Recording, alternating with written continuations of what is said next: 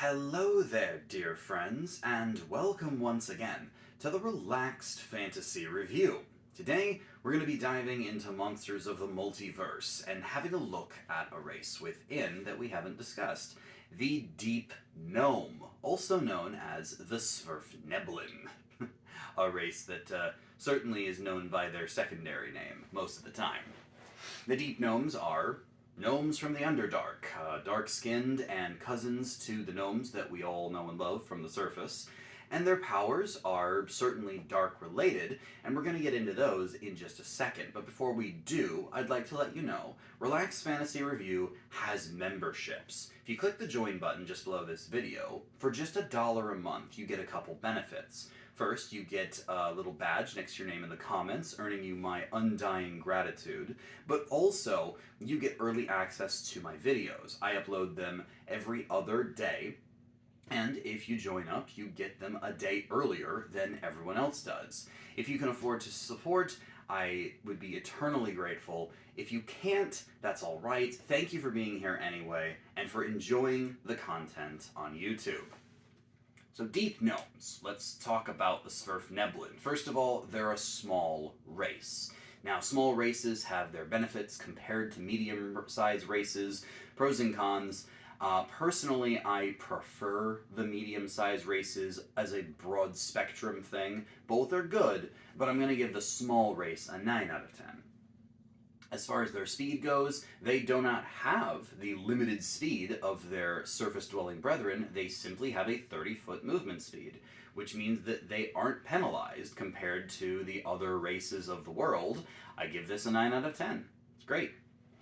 Then you have their dark vision. Being an underdark race, they have superior dark vision, allowing them to see 120 feet in darkness. Dark Vision's already one of the best abilities in the game, and this just takes it to the next level, allowing you to fight other creatures with Dark Vision at range with a good advantage to you. So 10 out of 10 for Dark Vision. I'd give it higher if I could.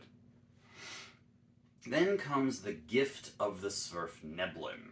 The Gift of the Svirfneblin is a free set of spells that you get, and they have to do with infiltration and stealth. At 3rd level, you can cast Disguise Self once per day for free, and it's added to your spell list, if you have that. And then you can cast Non-Detection at 5th level once per day for free, and it's added to your spell list. This is a pair of spells. Non-Detection's okay. It's actually better as a late-game spell than an early-game spell.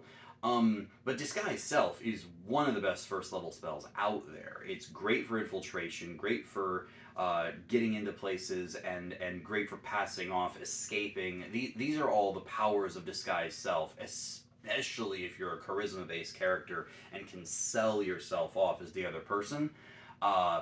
Overall, these free spells and extra spells, I give 9 out of 10 for the whole feature. Then you have their Gnomish Magic Resistance, and this is really good. You have advantage on saving throws against spells that target your intelligence, wisdom, or charisma.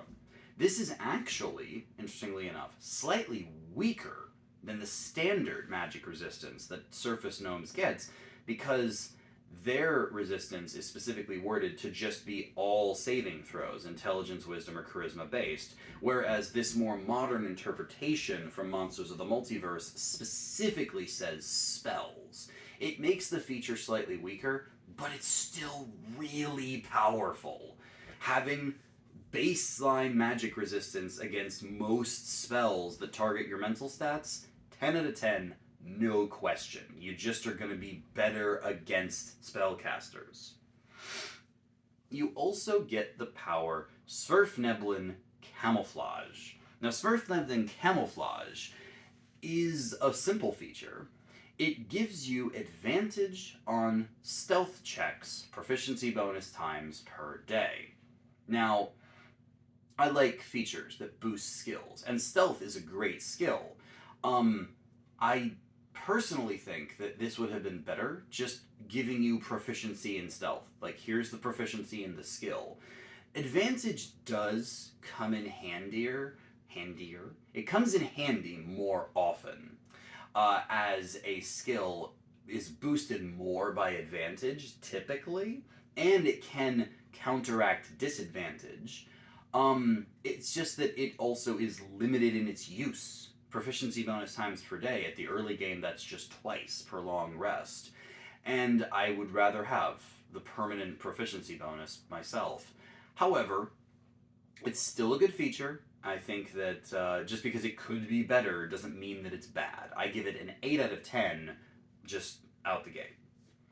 And finally, their languages are the standard that most races get now. Common plus one of your choice. That's 9 out of 10. And overall, the Deep Gnome gets a 9 out of 10.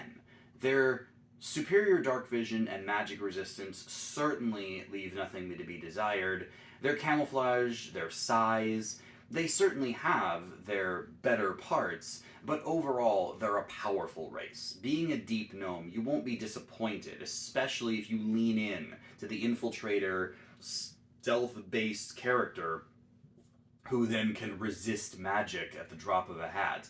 They are a phenomenal race, and I think that anyone who kind of fantasizes about being the small, sneaky little gnome will love playing these guys. This has been the Relaxed Fantasy Review. If you enjoyed the video, please like and subscribe down below. Have a look for the join button down there, and keep your eyes peeled for more race reviews coming down the line soon. Have a good one, my friends.